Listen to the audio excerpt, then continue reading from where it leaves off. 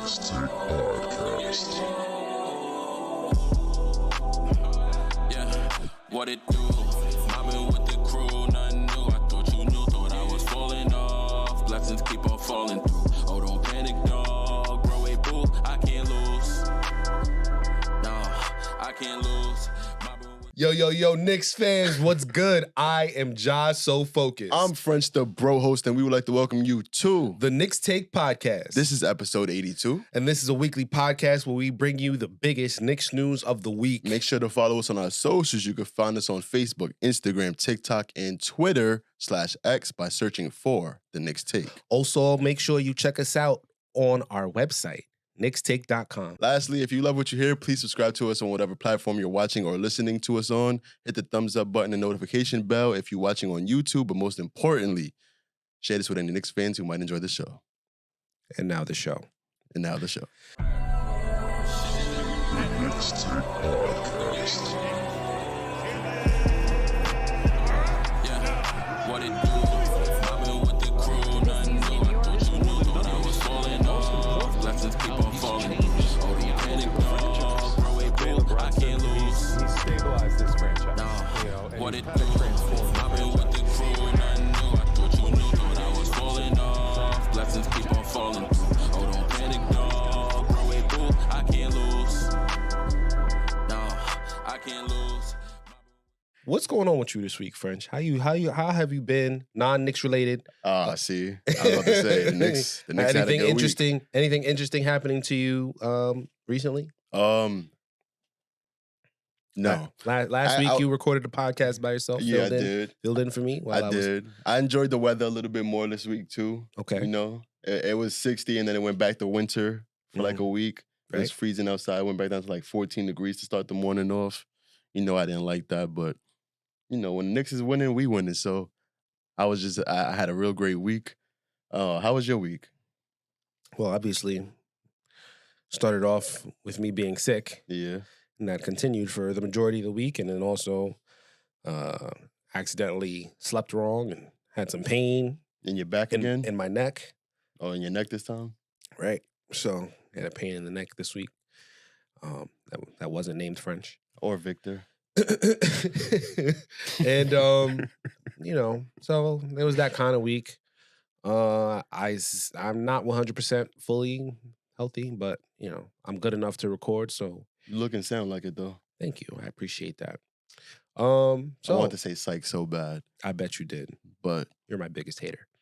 Anyway, this week I did catch on to some new good shows. Oh, like what? All right, so boom, right? Old shows, but they are new and still fire. I seen Behind Her Eyes on Netflix. You seen that? Nope. That show is fire. I also been watching BMF. Everyone probably already been watching that. Probably. But those two shows been basically taking up on my free time. You started watching Griselda yet? I started watching it, but I'm kind of like done with the drug shows for right now. I don't know. I can't get into it no more. All right. But it's all the same story. Okay. Well, speaking of stories, we got some stories that we're going to be talking about later on in this episode, specifically the Knicks story as it comes to the end of the regular season. We're going to try and figure out where we think or expect that they'll finish off the season. Yeah.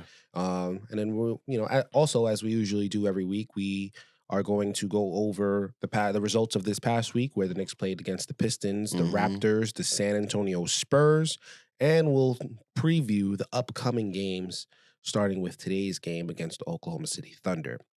But first off, let's get back to our first game where we played. On March 25th at 7:30 at MSG? Correct. The Detroit Pistons came to face off against the Knicks. They were missing 4 or 5 of their regular rotation guys. Cade was out. Jalen Duren was out. Simone Fontecchio, I believe you say his name that way. He was out as well. Grimes was out with injury. So Grimes is out for the season. Really? I didn't even know that. Yes, lingering muscle soreness in his knee. That started off in January, which means that it started before the trade. So we can't use this Grimes' play post-trade against him in the Alec Burks. Yes, we can. Knicks knew that Grimes was hurt, so that's why they traded him. But We're gonna talk about this trade again, most likely this episode, but It would only be for this game because we don't need to talk about it after that. But go ahead. Grimes was out. The Knicks started off hot. Didn't ever really cool off. They started the game off on the 29-8 run. Dante DiVincenzo was not missing the entire game. He was hitting 3 after 3. They took a 3 away from him in the second half, and he still ended up with a 3-point record. He hit 11 threes this game. Josh Hart had another triple-double. This was just a wire-to-wire victory. There was no really, like, competitive aspect to this game because the Knicks just ran amok on Detroit to the point where the coach was complaining after the game, talking about he didn't want to be a part of the guys chasing stats like that. And Josh Hart after the game was saying, if you didn't want to be a part of that, you should have told you guys to play some defense. So the Knicks win this game 124-99. Wasn't much to take away from this game, in my opinion. What were your thoughts? Head coach Monty Williams, who you were referring to. Mm-hmm. I wonder, like, if I wonder what's up with him because this is the second time he's complaining about a Knicks game. Yeah. First one being that one that I said that the Pistons probably should have won, Mm-hmm. and then this game, this one it just seemed like a lot of whining. Dante DiVincenzo was scorching them the whole night. Mm-hmm. You know, I guess you could complain about his last 2 threes that he scored when the game was when the Knicks were up by 30 plus. But yeah, that was just whining to me. Like if they would have counted that first 3 and then he would have hit one of those last 2 threes, he still would have had 11. So I don't see the point in him complaining about it. I completely agree with Josh Hart. Once you get close to the record, you gotta go for it. It don't matter what point of the game it is. Like if you 1-3 away from getting the record for your team that you're on, you gotta go for it. It don't matter if you up 30, 40 points, you gotta go for it. So yeah, it's not like he played the entire fourth quarter. Like they pulled him out after he got that 11th one. He could have ran it up even more if he really wanted to. But I feel like he was starting to run on fumes, so they took him out when they needed to. Knicks, like you said, came out and did what they needed to do against the Pistons. mm-hmm. Bojan Bogdanovic had a decent game. Yeah, he did. Yeah, 13 off the bench. He was the leading scorer off the bench. And we didn't even mention Dante had 40 points this game. He was the leading scorer. Right. Jalen Brunson had 28 points, Yep. plus 37, highest on the team. How many minutes did Alec Burks play? Shake Milton played this game, but Alec Burks was injured. Oh. He didn't play this game. Yeah, we forgot to mention that. Sprained right shoulder. Sprained right shoulder. This was the first game that he missed. Mm-hmm. He played in the Brooklyn game, and he played, the last game that you covered. Mm-hmm. Played pretty well in his last few games. Yeah, he was all right. So I bring that up to say that, the last time I was here, I said, oh, if you haven't sold your Alec Burks stock, now would be the time to do so. And I was wrong. Jumping the gun. You jumped the gun. Yeah, this past Sunday, that was the time that you should have sold because you sell high. You don't sell when they're at the lowest. You sell high. So he brought his stock up a little bit. Sell. Okay.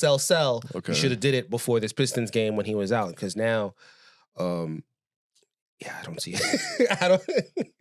I don't know if he's out, tonight against the Thunder, and if he remains out up until OG comes back, up against Randall comes back because we got, when we're about to talk about it, Mitchell Robinson back. I'm wondering where the Alec Burks minutes is going to go. We traded them for depth. The depth that they've given us in this time period where all the guys were injured, they played in those played in those games, and they contributed in those games. It's not like the trade was a wash for us, I don't feel like. Because Alec Burks had games, like you just said, where he was contributing. Bojan had more than enough games where he contributed more than the guys that Detroit got back in their trade. Right. And I remember you was talking about the Knicks were like one of the worst defensive teams since OG was out. Yes. And then they just had their best defensive month of the season. Yeah, it seems like once OG came back, even when he went back out, the defense, like everybody, oh yeah, that's right. This is how we're supposed to defend. Yeah, even before he came back. So, no. Yeah, because that was the time that we had 3 straight games where we held the opponents under 70 points. OG didn't play in none of those games. Well, I'm going to say that you're wrong. I'm right. And those 3 straight games, who were they against? We could go back and check real quick. You go back and check, sir. Those 3 games were against Sixers, Right. and Magic. Okay, so basically 3 of the worst offensive teams It doesn't matter. in the entire league. So what? They didn't never score 70 points against any other team in the NBA. Who didn't score 70 points?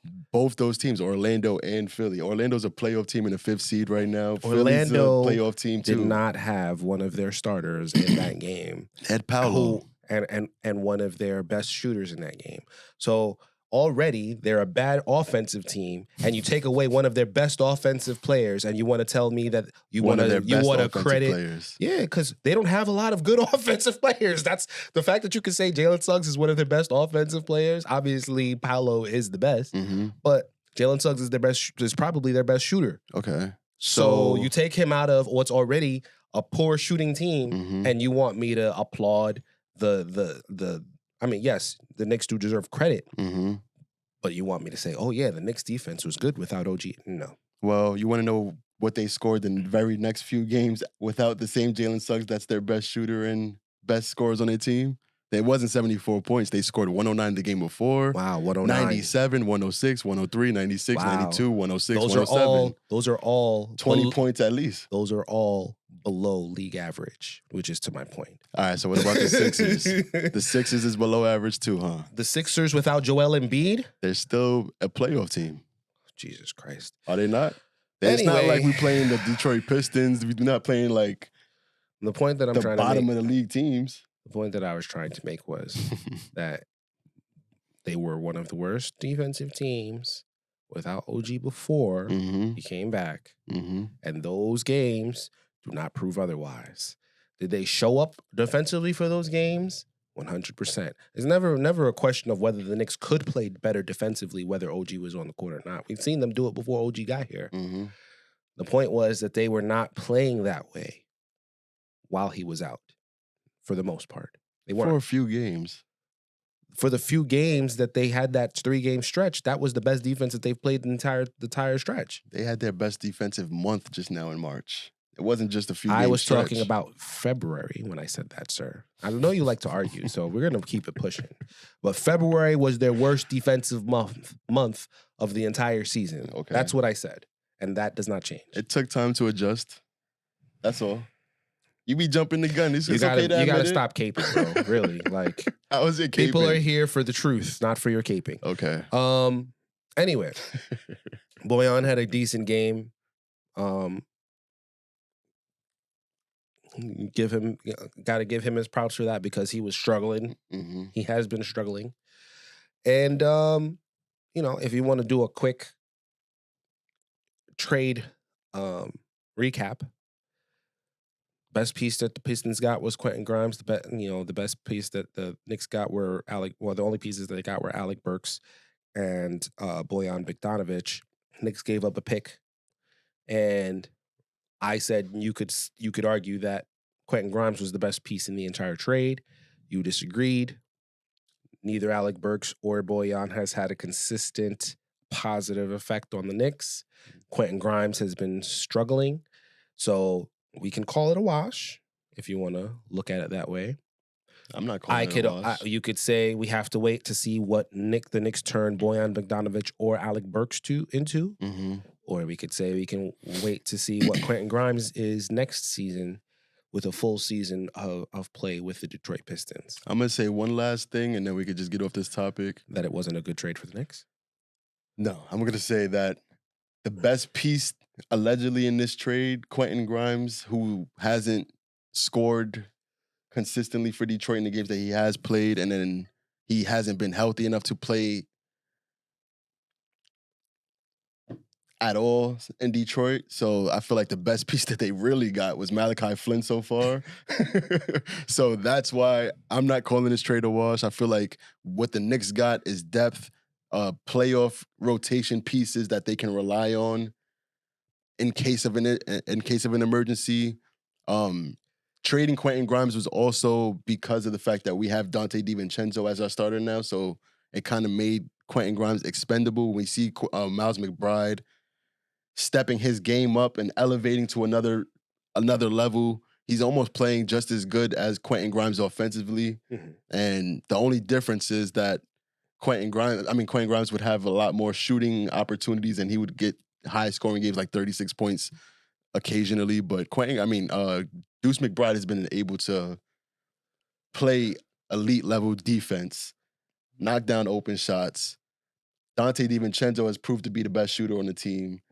So those two players right there are also factors in this trade, in my opinion, so that those two players would have been on the team regardless of the trade. But it opened up more minutes for them. My biggest retort to what you had to say is that your biggest point is that they are depth pieces for playoffs, which means that we have to see if they're actually going to be a part of the rotation in the playoffs as depth pieces for your point to be valid, which you cannot say at this point is a certainty. I cannot say at this point is a certainty. I can't say that they won't be a part of it because obviously OG Anunoby still has lingering issues. Right. Julius Randle hasn't stepped foot on the court yet. Right. And Precious Achiuwa has not been as consistent as he was in probably the first few weeks that he was a part of this team. He's playing less minutes.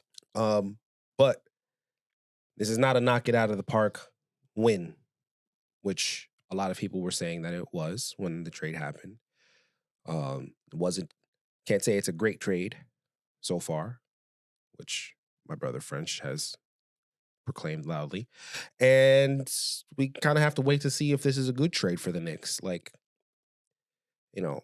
I was so-so on it, and so far my so-so has been accurate. Speaking of the other part of your point, Deuce McBride.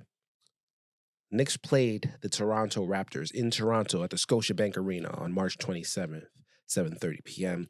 We got back Mitchell Robinson, as I said earlier in the episode of the podcast. Came off the bench. Deuce McBride, who has been starting next to Dante DiVincenzo and Jalen Brunson, came out like he was trying to end that Dante DiVincenzo single game 3-point record in the very next game. Yeah. Raptors still missing their best 4 players: RJ Barrett, Emmanuel Quickley, Scotty Barnes, and Jakob Poeltl. So obviously, this is not the Toronto Raptors that the Knicks would normally have to fear in the regular season. And the Knicks came out and did what they had to do. Deuce came out, knocked down 6 threes in the first quarter. And I was like, Jesus Christ, he could have 12 by halftime. He wasn't missing. And, there's not really much to say. Like, you come out like that, and the Knicks were not playing around. And I just think that it needs to be noted that they're doing what they need to do against depleted teams, which was my big thing when they had to play against the Grizzlies that one game. And it was like, y'all can't play like this. This is not the way they played against the Pistons and the Raptors. I don't have to see that type of game where they come out and they're motivated to play and they blowing them out by 20 plus. I don't have to see that type of game, but I just need to see the requisite effort and whatever. And maybe it doesn't have to be a wire-to-wire victory, but you have to show throughout the game that you're clearly the better team. You have the best player on the court. You have the best rotation out of the two. There should be no reason for me to worry that you're going to win this game against teams like that. Yes, they're NBA players. Yes, this is an NBA team, but this is an NBA team that is working far below you are at this point in time. You have to go out there and show that in some degree. And they did that against the Raptors. They did that against the Pistons. The Knicks beat the Pistons 124-99. The Knicks beat the Raptors 145-101. Both games, they showed how good they can be defensively in both of these games, keeping them around that 100-point mark. And, there's not really much I got to say about this one. What about you, French? I mean, it was a wire-to-wire ass whooping. Second straight one. The Toronto Raptors at home couldn't really match up with. I mean, the Knicks are just one of the best teams in the East. So you have to be on top of your game and you have to be completely healthy for the most part to be able to be in a competitive game with the Knicks. And if there was like a stat that I saw earlier this week where the Knicks I believe it was during the game. Whenever they lead by 10 points, their record is like 26-3 or something crazy like that. So once the Knicks basically get a 10 to 15 point lead, the game is over. Yep. And once they went up by 20 and then 30 and then eventually 40 points, it was just like this team is just on another level. The Raptors looked like they kind of gave up a little bit, but there's not much to really take away from this game. We could move on to the next one if you want to. Yeah, let's do it. So the next game, the Knicks went off to San Antonio to face off against Victor Wembanyama one more time. If you remember the last time he came to the Garden, the Knicks won that game pretty easily. And this game was vastly different from that game that we saw in the Garden earlier this season. Vastly. Mainly due to the fact that Victor Wembanyama played with an entirely different level of assertiveness, a different level of aggression this game compared to the last game that he played where the fans was booing him, calling him overrated. They let him have it. And we were at that game too, so yep. Yeah, the energy in that building was different. He seemed like he was a little rattled by it, but back home in San Antonio, he was completely healthy. The Spurs went off to an early 21-point lead behind some early three-pointers. The Knicks played some poor defense. I would think that they just came out to this game assuming that the Spurs are one of the worst teams. They were going to come in and just beat them out, just like they did in the previous two games against the Raptors and the what was the first game? The Pistons. And basically, after the Spurs ran up that score, the Knicks came back and started to fight. The Knicks stormed back in the third quarter behind Jalen Brunson's 24 points. In the quarter alone, it was a back and forth rock fight kind of game. It kind of had like playoff intensity to it later in the fourth quarter because every basket was kind of hard to come by. The Knicks came back and tied the game, took the lead, and San Antonio went on another run, went on a good run to get them a 10-point lead. Knicks went on another run, tied the game, and then all the while, Jalen Brunson's just going crazy. He dropped 50 points. Then to get closer to overtime, he keeps hitting shots, not getting any calls. The San Antonio Spurs are getting every single call. It's just like the free throw disparity in this game alone was just crazy, especially in the later half of this game. About 20 free throw difference. Every call seemed to be going towards San Antonio, and they really wanted them to win this game. The Knicks were huge favorites coming into this game. That's all I'm going to say. Y'all connect the context clues because these refs is on payroll. I'm not going to get in trouble for saying it. But, yeah, Hartenstein fouled out of this game. Like, bro, if you've seen the types of calls that they calling, like, they move in Wemby, and because Wemby is small and skinny, not small and skinny, but he's so small in girth and weight compared to, like, compared to, like, Hartenstein and these other centers, especially, like, Mitch. They putting their elbow on him, moving him out the way, and they calling a foul. But Vic runs into Brunson coming down court, and there's no call. It's just like, bro, I don't get it.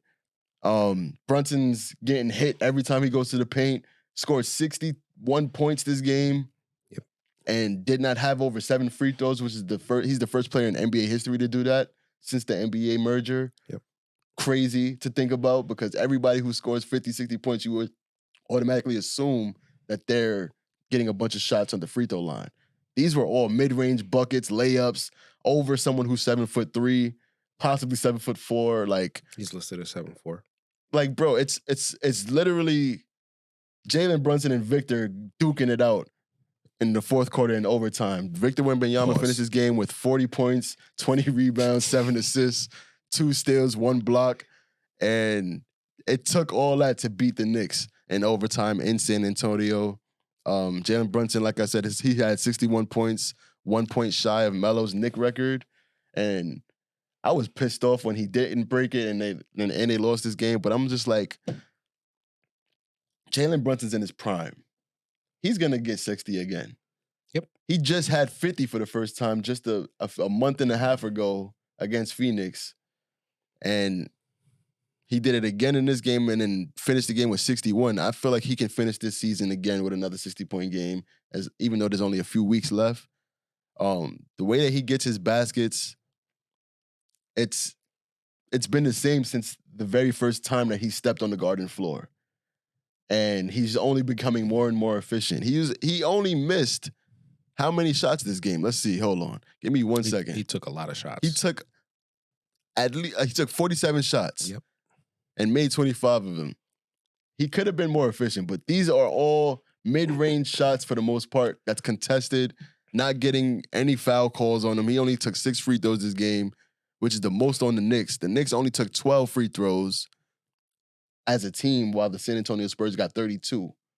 Victor Wembanyama took 12 free throws. Like, I don't like blaming the referees, but I feel like they had way too much of an impact on this game here. And Mitchell Robinson looked like he tweaked his ankle again. He looked like he got hurt this game after Hartenstein fouled out. Mitch had to come in the overtime and play, and he just doesn't look like he's ready to be on the court full time. So I didn't really leave this game with a lot of good feelings. It was a tough game to finish the night out, especially after OT. This is the first game we had in overtime all year, and for it to be coming to a loss to a 18 and 56 team, it wasn't a good night. But it was a great game to watch, though. It felt like a playoff game. This game had you hot, huh? Yeah, it did. You said a lot of things that I was just like. I was supposed to get on 2K after this game, and I couldn't. I had to just go to sleep. It's like I don't know if I would have phrased some of the things you said like that, but whatever. They was duking it out. What you want me to say? They duked it out. Stop it. Please stop. Vic and Brunson going and I don't crazy. never need to hear about Victor Wembanyama's girth ever again. All right? He's not girthy. Mitch is girthy. Look how big Mitch is. He like a calm 250. Vic is like 180. He don't got no, like, bro, I could probably body slam Victor, and he's just over make sure to tell 2 your feet friends, taller than me. Tell your friends not to watch this episode. They're going to have a blast with this episode. All right, so here's my comeback. Pause. I see where your mind at today. Listen, you got it started, bro. First thing I'm going to say, the Knicks came out with poor effort. Okay. The biggest lead in this game, if I told you before the game, the biggest lead in this game is going to be 21. Before the game, you would think, oh yeah, that was the Knicks. Knicks ran it up like they supposed to. No. Second quarter, the San Antonio Spurs were beating the Knicks by 21 points. Yeah. So that's number one. I knew they would come back though. Yes, but that goes to show that the Knicks did not come out to play. They came back as they always do, as we expect them to do. But one, you shouldn't be down 21 to the San Antonio Spurs. Number two, I agree with you that the foul call disparity was a lot to overcome. With that being said, I did take it upon myself to look at a 2-minute report after this game because I wanted to see a couple things, whether there was an explanation for the overtime Mitchell Robinson jump ball call. I don't know if you mentioned it, if you referenced it, but in overtime, one of the many bad calls. Well, they did the 2-minute report and they said that was a good call. And they said it was a good call, not because Mitch jumped early. It was because he tapped the ball while the ball was still on the way up prior to the How many apex. times have we seen that in the NBA game? Correct. But that is the correct call. So whether you want to say they chose the wrong time to make a good call, okay. But there were other things in that 2-minute report where I was just like, it looks like actually in this overtime period, the Knicks benefited more from the whistle than the San Antonio Spurs. And they still were within 2 points. And still, with that benefit, they had the opportunity to either win or take it into the second overtime. Yeah, but what they not talking about on paper is how you said it was a good call because he went up early. You know what else would have been a good call? A technical foul on Popovich when he's screaming at the ref all in his ear for like 10 minutes straight to end the fourth quarter. Technicals are at the referee's discretion. Yeah. And apparently so is that call. You can yell as much as you want. There are certain things that you cannot do. If the ref tells you to stop and you don't stop, which the referee didn't seem to say stop, just to pop. So you can't just be like, all right, you're yelling. All right, no. That would be emotional. Unless Pop says something outlandish. I read lips. Which He was talking crazy. Which we were not there. You know, you could read lips and, you know. And he's being held back by all the coaching staff. Like, they making a whole scene out of it and they just walking away. The coaching staff did what they were supposed to do. But they calling jump balls. At the end of the day, the referee is on payroll. The referees not coached. Referees were coached. Refed a good overtime. Whether we can debate the whole other 4 quarters. But the last 2 minutes of overtime, the Knicks had the advantage, and they did not take advantage of it. And the one time where it was like, all right, you have the chance to win, or to send it to overtime was the Jalen Brunson miss from 3, where Precious Achiuwa was out on the court because Mitchell Robinson had reached his 20-minute time limit, and Isaiah Hartenstein fouled out in the 4th quarter. And Precious Achiuwa was in position to grab the rebound and did grab the rebound.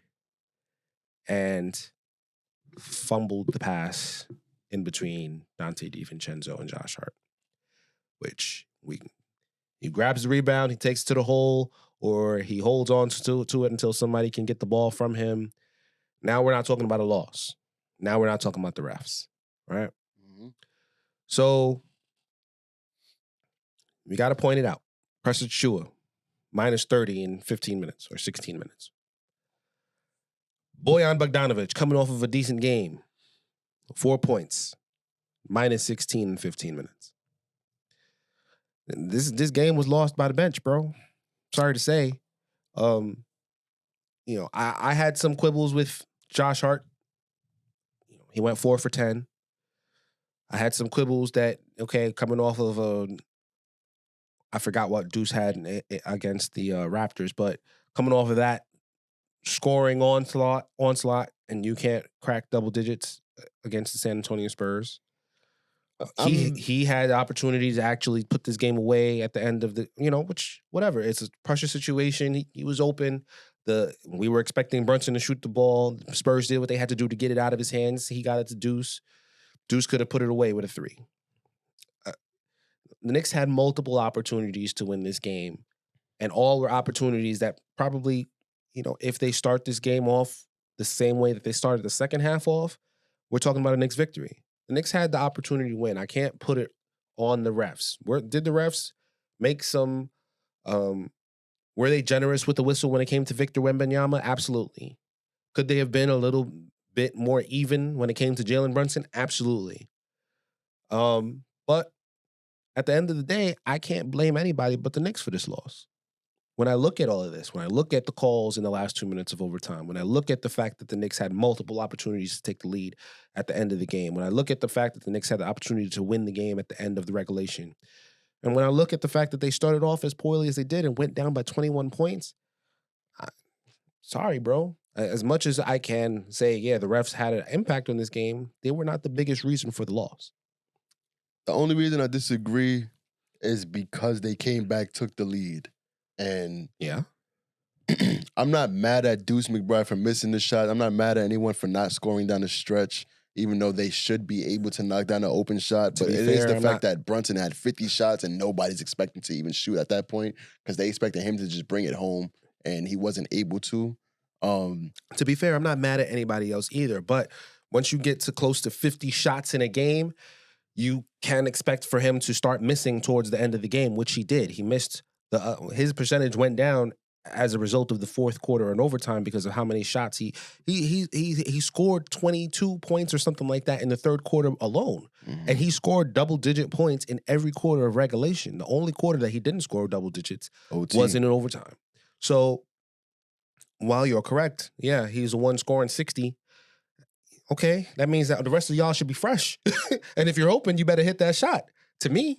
Well, they're not fresh because they still got to play defense, which is what helped them come back in the first place. Like, it wasn't all just about who was scoring. It was also about who was playing defense. And Miles McBride He went 3 for 9 from this game, but he had an incredible impact defensively on this game. Okay, but nobody was And- playing defense in that first quarter, which is why they went down by But- 21, which means that I don't want to Yeah. hear it. I'm not saying that they played a flawless game, but that happens sometimes. If you're going Yeah, against an 100%. 18 or 17 win team, you probably not going to come out with the most intensity. You came out with the most intensity against Detroit because you faced them earlier a few weeks ago, and they almost beat us at home. So that this time when they faced off against Detroit, they played with the intensity that they needed to. It was also Even though there was no Cade, there was no main options. Right. They came out against Toronto. They played all these third string guys and they killed them.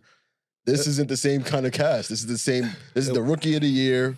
He had 40 points, 20 rebounds, and 7 assists. I keep repeating that because that's 2K numbers. That's not you're not gonna see that every day. He was hitting every free throw down the stretch. He had a superstar performance to beat this team. Devin Vassell was hitting clutch shots, and they played an outstanding game. And they just the Spurs. they wore out the Knicks. The Spurs stepped up. The Knicks started the off. the refs didn't help at all either. The Spurs stepped up. The Knicks started off not playing the way that they should have played, and the refs were slightly egregious with the whistle in the first 4 quarters. All of those things have led to a Knicks loss, and the worst thing about all of that is that the Knicks should not have started off the way that they did. To me, out of all those things, right? So, yeah, let's move on from that. Let's go into the next topic of the week, where we are going to predict the playoff seeding after the next 9 games. There's only 9 games left. There's only 9 games left, y'all. 9 games left in the regular season. At this moment, the Cleveland Cavaliers are the 3 seed. The Knicks are the 4 seed, and the Orlando Magic are the 5 seed. Cleveland Cavaliers are 45-29, and they play the defending champions, the Denver Nuggets, tonight. They still have to play against the Phoenix Suns, the LA Lakers, the LA Clippers. That's 2 games in a row that they'll be playing those 2 Los Angeles teams, and the Indiana Pacers left on the schedule. They cannot tie with the Knicks, because if they tie with the Knicks will get the seed. Yep, because we beat them already this year. Because the Knicks have the head-to-head advantage. The New York Knicks are 44-29. And they also play the Oklahoma City Thunder tonight. The Knicks still have to play the Boston Celtics, who are probably going to be resting all their players at that point in the season. Hopefully. I mean, they got the number 1 seed clinched, and that's like 2 games left in the regular season. I don't think Tatum's and all them guys are going to be playing. I sincerely hope so. Why would they? Because that would be beneficial to the Knicks. Milwaukee Bucks. They also have the Miami Heat and the Sacramento Kings left on the schedule. Yeah, those are the toughest four teams. I'm listening Malik to tough. Monk out for the season. We're my fault. Go ahead. Come on now. I like jumping the gun too. My fault. Knicks cannot tie with the Orlando Magic because the Magic have the head-to-head matchup with the Knicks. Yeah, they do. The Orlando Magic are 43-31. They still have the New Orleans Pelicans, the Milwaukee Bucks twice, and the Philadelphia 76ers on the schedule. Easily, they have out of these 3 teams, the easiest schedule left, but they also have the most losses, and so that means that they have to catch up to the Knicks and the Cavs. And they still don't have Jalen Suggs. A 3-way tie scenario with the New York Knicks and the Cleveland Cavaliers would benefit the Orlando Magic. Okay. Because they are the only division leader out of the 3 teams. So, French, the bro host, who do you predict is coming away with the 3 seed? The Knicks. I mean, they just had the 3 seed last game. If they didn't lose to the Spurs, they would still be the 3 seed right now. Yes. They're a better team than Cleveland and Magic. They can win all 3 of these games against the Celtics, Bucks, and Heat. The Kings lost Malik Monk for the season. We already killed them at home. Not killed them, but we beat them at home. And I'm not afraid of Sacramento. They're worse than they were last year. And they just got even worse without Malik Monk off the bench. I realistically still see us possibly competing for the 2 seed. So, yeah. I mean, I called it at the beginning of the season. Remember that? Top 3 seed, 50 wins. Right. I'm standing on it. Come on, let's talk about that. And the fact that Orlando's not going to be a threat, and neither is Miami, neither is Cleveland, neither is any of these teams in the East. I feel like we're the second best team in the conference. So, just to clarify, the Milwaukee Bucks currently have a 47-27 record. Mm-hmm. 2 less losses than the Knicks, 3 more wins than the Knicks. Mm-hmm. The Milwaukee Bucks are in control of their destiny. Mm-hmm. I'm going to quickly run through their next 8 games. They play the Wizards, Grizzlies, Raptors, Knicks, Celtics, Magic, Thunder, Magic.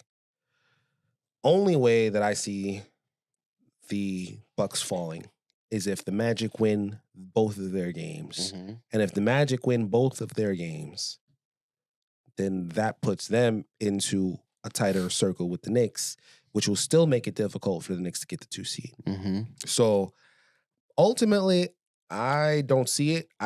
This seems to be like an easy schedule for an easier schedule for the Bucks, especially they got the Wizards, the Grizzlies, the Raptors. All 3 of those teams are missing important players, or they're just completely bad. You said the Celtics are going to be resting against the Knicks, which means the Celtics are going to be resting against the Bucks. So I don't see the Bucks losing enough games for the Knicks to catch up to them. Wait. I just disagree with the whole if Orlando wins 2 games, then it makes it harder for the Knicks to win a 2 seed because the Bucks could win those 2 games against the Bucks and still be the 4th seed and 5th seed. The Magic can win the 2 games against the Bucks and what? Still be the 4th or 5th seed. Well, they would have to lose other games. What other games do you see the Magic losing? I mean, the Magic have a cake schedule, bro. So you kind of have to hope that the Bucks beat the Magic so that you could get the 3 seed. And if the Bucks just completely collapse and the Magic win out, the Knicks have to win out too. So you think the Magic are disadvantaged, right? The Knicks out of all of these teams absolutely have a bigger have more control over their destiny to get to the 3 seed. They don't have control over their destiny to get to the 2 seed. And if the Bucks fall out like that, that means they probably are going to lose twice to the Magic. The Magic probably could have the best record out of all of these teams for the rest of the season and still finish 4th or 5th. And yeah, that doesn't necessarily, I'm not really looking to that 2 seed. I'm really looking to that 3 seed. I'm not looking for the Bucks to fall because they still have 2 games against the Magic. And the Magic is a team that we have to hope loses because they beat us more than we've beat them. I'm not like, I feel like they don't even have to lose both games today. They could split to the Magic and we could still have a chance for the 2 seed because they still got to play OKC. Okay, but if they can lose to us, they could lose to you can lose to any of these bad teams, the Raptors, Grizzlies, Wizards. I mean, it's not likely, but they just lost to the Lakers. They just bro, they can be beat. I don't fear any team in the East, and I feel like the 2 seed is up for grabs. We're not talking about a head-to-head matchup with the Bucks, okay? We're talking about what is likely for the Bucks to do. I'm not looking at the Bucks to lose against the Wizards, the Grizzlies, and the Raptors. Maybe they'll lose against all 3. Maybe they lose one, but that's not enough. They have to lose. OKC, they have Orlando, Knicks.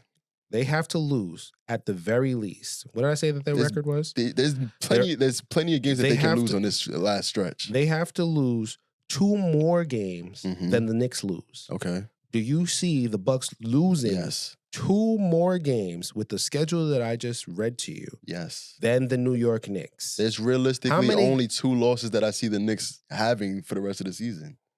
Okay. And they are? They are possibly. As he goes to look at the games again. No, because I had it in my head already.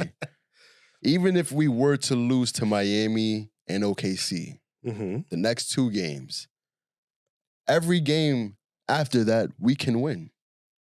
Every single one of them. In my view, I think the Celtics are not going to be playing any starters at 11th of April with 2 games left in the season, so right before the playoffs. I think the Bulls are not a match. We play them twice. We're going to beat the Nets. We can beat the Bucks. We beat them last time we played them. We played the Bulls 3 times, actually. The last time that we played the Bucks, we had Christmas. We had no OG. A back-to-back Christmas and whatever 2 days later game. And it's very hard to beat the same team 2 games in a row. Okay. I don't see us beating the Bucks with no OG. Why wouldn't we have OG at this point? The 7th of April, we can have OG back by that time. We By could. that point, We could. we can have Mitch back. We can could. have Randall back. Like Right. He could. that's what I'm saying. This last stretch of the games, I don't see the Knicks losing It all depends on more how than 2 games. It all depends on how healthy we are. Remember, we just lost to the San Antonio Spurs. Yeah. We lost. Anomaly. We don't play teams with stretch fives all that well. And the And- Milwaukee Bucks do employ such a player. And does Ketty go for 40 And they and also 20? have a MVP candidate in Giannis Antetokounmpo. So I don't think it's easy. Yes, can we beat the Bucks? 100%. I'm not talking about whether they can, right? What is the most likely scenario? Is it the most likely scenario that the Knicks are going to beat the Milwaukee Bucks, a team that they've only beat one time this year, and we've played them, and this will be the 5th time we've played them this year? Not with I'm this not roster. willing. Right. We need a healthy roster. If we have a healthy roster, I'm picking Knicks all day. I don't know if we'll have a healthy roster. You know, we don't know what's going to happen with Julius Randle. Hopefully, Julius Randle is available, right? But if he's available, I'm not expecting him to be able to play full strength. Hopefully, we have OG Anunoby. I'm right now, right this minute, right this second, I'm not willing to say that the Knicks are going to win that game. Can they? Yes. I'm not. This is not an argument about can, because the Bucks could win out for the rest of the season, too. So let me ask you this. Right. They lose that game against the Bucks. Right. What else? Who else would you predict we lose to in this last stretch? So Genuinely that you can believe. Not just it's a chance. Who you feel like they genuinely can lose to in this last stretch? I genuinely believe that they could lose to the Bulls. I'm still picking the Knicks to win. They could lose to the Bulls. And obviously if Boston decides, we're gonna throw our guys out there and then we're gonna go up by 20 and then we're gonna rest. If the Celtics decide that they can do that, they can afford to do that, the Celtics obviously can do that against the Knicks because they've done it all year. Celtics have clinched the number 1 seed and they're 10 games over. Have they started resting their players yet? But at this point in the season, I'm saying they will be resting. There's only 3 games left in the season. They're not going to play all their starters every game. When they start doing that, then I'm going to call it a Knicks victory. Okay, so until they do, you say the Bulls, the Celtics, and the Bucks. That's your 3? Yes. All right, bet. Okay. I don't think I think that's all they need to lose though. They only need to lose 3, and they could still clinch because I don't see the Cleveland Cavaliers losing less than 3, if you get my drift. I just feel like it's crazy you picked the Bulls before the Thunder. Well, I was excluding the Thunder because that game is tonight. That game will already have been played by the time this episode comes out. I do think that the Knicks can win tonight. And speaking of which, let's actually just run right into that since we're talking about it. Let's go into the previews. Okay. Knicks versus Oklahoma City Thunder today, Okay. March 31st. You contradicted yourself. How can you feel like the Thunder have a better chance to lose to us than the Bucks when they both have a stretch 5? Why don't you go for 40? Why don't you start your preview, sir? And then My we can fault. talk about I'm it. stuck on it, but my fault. SGA, Shai Gilgeous-Alexander, who was runner-up for MVP candidate this year, possibly. He's averaging the most points in the NBA. He's on the 2nd best team in the West, if I'm not mistaken. He's doubtful for this game. OKC's record at this time is a 51-22 record in the Western Conference. Yep. And they have a guy who's going to be maybe runner-up for Rookie of the Year also in Chet. If it wasn't for Victor Wembanyama, he would be the clear-cut favorite. But this is going to be a tough game. The last time the Knicks played OKC, they were in Oklahoma City. They got beat. That was the game that Tibbs put RJ Barrett in the game for Emmanuel Quickley, I believe, and caused an uproar because we just didn't have any size. Now we got size, hopefully. Just to note, he has been, in the last 2 hours, upgraded to questionable. SGA. Yes. Oh, yeah. Knicks is probably going to have their hands full tonight if he plays, but there's not going to be an OG Anunoby for this game. There's no Julius Randle. Mitch is questionable, so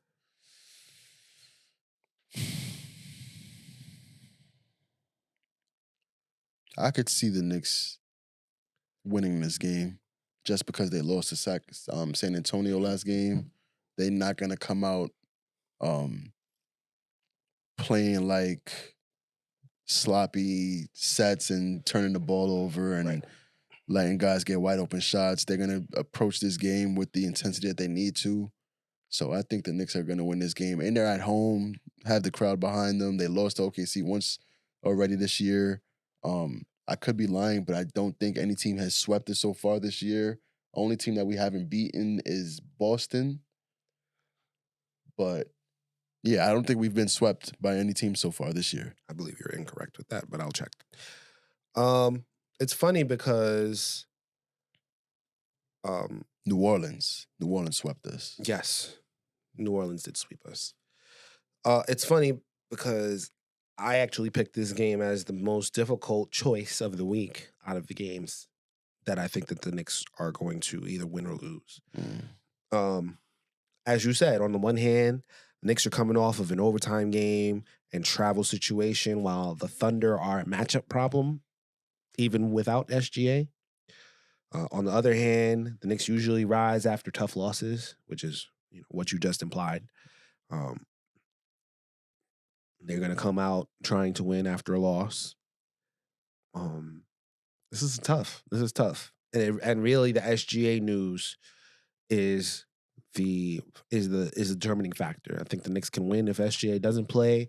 If he does play, that makes it a little bit more difficult. It seems like he's on track to play with being upgraded from doubtful to questionable. If SGA comes out and he's SGA, Knicks are going to lose. But I'm going to say the Knicks are going to win this one. OKC also is playing for something too. I didn't realize. They're tied for the 100%. number 1 seed. They're not the 2nd seed. They got a 51-22 record, which is the same as Minnesota. Yep. Denver's right behind them with 51-23. Yep. So they're playing for that something. number 1 seed, and they want to win. They don't need to win, which I think is it. That's the saving grace. Like, they can afford to lose to the Knicks and still end up as that number 1 seed, but that doesn't mean that they're just going to give the game away. Yeah. So, next up, Knicks at Miami against the Miami Heat at the Casilla Center. Heat have been dealing with numerous injuries, although they may show up to the Garden the healthiest. They changed the name of their arena? I guess so. What was it before? I have no idea. It wasn't like some... Listen, I don't care. I don't care. They may show up to the Garden the healthiest that they've been for a while. Caleb Martin, Tyler Herro, Duncan Robinson, and Nikola Jovic all have a chance to play against the Knicks. Heat are 40-33, and they are desperate to get to the 6th seed where Indiana is. So they are also playing for something. What was it called? They need to be playing to get the American Airlines name back for their arena because I don't like that name. I think isn't something else the American Airlines arena now? There's some other team might have the American Airlines. Casilla just sound nasty though. It sounds like they play hopscotch or some shit in there, not basketball. Yeah, table tennis. It's not a. Oh yeah, sound like a spa. Dallas American Airlines is in Dallas now. Dallas Mavericks arena. But anyway, so what was the Mavericks arena name before? Now I'm invested. Hold on, keep talking. I'm gonna just look this up. So the Heat are also desperate for wins, but the Knicks can't afford to lose to the Heat. They need this game for a chance at the 3 seed, which the Knicks, I believe, want. I don't think that they want to get in that 4 or 5 spot. I do believe they want that 3 seed, regardless of who's playing. So I'm gonna call this a Knicks W. What about you, French? Yeah, the Knicks, they match up well with Miami, I believe. I feel like Miami's worse than they were last year. They had a lot of luck in the playoffs, mainly due to health, I feel like, in the way that they just played dirty. And this late in the season, they are going to be playing for something, but I feel like the Knicks are playing for something too. They don't like Miami. Miami doesn't like them. This is going to be a dogfight again, but I do see the Knicks winning this game. It's tough because it's in Miami, and they desperate. I hate counting Miami out, and I hate saying that they could win, and that's the only reason why I'm picking the Knicks. because I just know that this is going to be an ugly game, low scoring game. Yep. And Knicks are going to have the best player on the court, though. for sure they are. And hopefully we have players back. So I'm a predict that the Knicks are going to win this game. Okay. What's next? Next game at MSG, the Knicks are going to be playing the Sacramento Kings. The Kings just lost Kevin Huerter and Malik Monk, like I mentioned earlier. They lost 2 games in a row to the Mavs coming into this game. So the Knicks, I believe, are going to take this game as well. Yeah, I like I said earlier, I don't have much faith in the Kings like I did last year. The Kings were like an exciting team to watch last year. They had a little continuity going. I like the pairing of Fox and Malik Monk. They played together in Kentucky, and they just have that chemistry going on the Kings as well. Now that Monk is gone, Fox is going to be alone with Sabonis trying to make up for all the offense, I believe. And Huerter's a shooter too. He's going to hurt them by the fact that he's just not going to be out there being able to help them just stay in the game, because Dante DiVincenzo is going to be shooting threes. Deuce McBride could get hot from 3. Brunson could go off for 6 threes at any point. And I don't know if the Kings has the shooting to keep up with the Knicks if they're hot. So, well, the Knicks are going to win this game. Knicks can't afford to lose this one either. This is going to be one of the tougher games, but as you noted, Malik Monk, Kevin Huerter, those are 2 important pieces for the Sacramento Kings. They're going to be out. And last time these 2 played, the Knicks won. Knicks shut down Domantas Sabonis, who is currently number 6 on NBA's MVP ladder. They have them scoreless in that fourth quarter. Right. And Jalen Brunson is not even in the top 10 on that ladder. Go figure that one out. Yeah, the Knicks are going to win. I don't see, unless something happens in these next few games that really makes a difference for the Knicks in terms of health, in terms of injuries. The Knicks know what they have to do. They know that the Kings are not a team that they can just take advantage of or take for granted. None of these 3 teams that we've mentioned are. So they should show out. And yeah, lastly, Knicks are going to play the Chicago Bulls. These are back-to-back games, I should note. Sacramento Kings is the first game of the back-to-back. Chicago Bulls are the second game of the back-to-back, which is why I said I could see the Knicks losing to the Chicago Bulls. Mm-hmm. Bulls are 35-39. They don't have a realistic chance at 8th. With that being said, they are playing for something. Atlanta is right on their heels. They probably would like to play against Atlanta at home in the play-in. And yeah, we'll be in Chicago at the United Center. There's no travel advantage for the Knicks on that second half of a back-to-back. I meant to look up if the Chicago Bulls are also playing on a back-to-back, because that may change my opinion on who's going to win. But yeah, they are. What can I say about the Bulls? They're confusing, bro. They beat the Pacers, but then in the very next game, lost to the Brooklyn Nets, which I don't know. I don't know what to make of them. It's not going to be easy. Bulls have Alex Caruso. They still got DeMar DeRozan. They got Kobe White. They got Ayo Dosunmu. They are going to get their ass kicked. It's not gonna be a race. They're gonna win this game. Right. Well, they had DeRozan. He went off last time we played them, and they didn't have a chance. Well, and that was with Randall. So I think they are going to have the benefit of they are going to be very well rested. They have a back-to-back. They play today against Timberwolves. They play tomorrow against the Atlanta Hawks. I got to root for them to beat the Hawks tomorrow, because then maybe they show up Friday, because that's the next game after tomorrow. They're gonna have Tuesday, Wednesday, and Thursday off, while the Knicks are going to be on the second half of a back-to-back. So, with that being said, they could start off sluggish. Man, it's gonna be tough. It's not gonna be tough. It's Chicago. It's gonna be tough if we still don't have OG. If Mitch's ankle is still, feeling a little creaky. So if we get the and if back, Julius Randle ain't ain't no closer to being back. So if we get if we get if we get Mitch and If we get two, OG back, if we get one out of the three, I think I'll call this a victory. But if we are, I shouldn't say 1 out of 3. If we get Mitch and one of the other two guys, I'm willing to call it a Knicks victory. I shouldn't say willing. I'm gonna call it a Knicks victory. But if it's just Mitch out there, I think it's gonna be just too tough because you're counting on Brunson to shore up that offensive load unless Deuce has one of those nights, unless Dante has one of those nights, unless Josh Hart has one of those nights. which is possible. Which are all possible, but you can't guarantee any of them. I think even if Brunson doesn't play, we still taking this game. Yeah, I'm gonna call it a loss, which in the middle of the week, you know, if you see me on Twitter the day before calling the Knicks victory, there's gonna be a reason why. But as it stands now, with all the rest that the Bulls have, with how well that they can play, with all of those guys, with the Knicks being on the second half of back-to-back, I just think it's just too much for them. So I'm going to call that a Bulls victory. We'll see. So, but listen, you called a victory for every game this week. Yes, sir. And I only called 1 loss. So anything less than 3-1 this week is going to be a disappointment for both of us.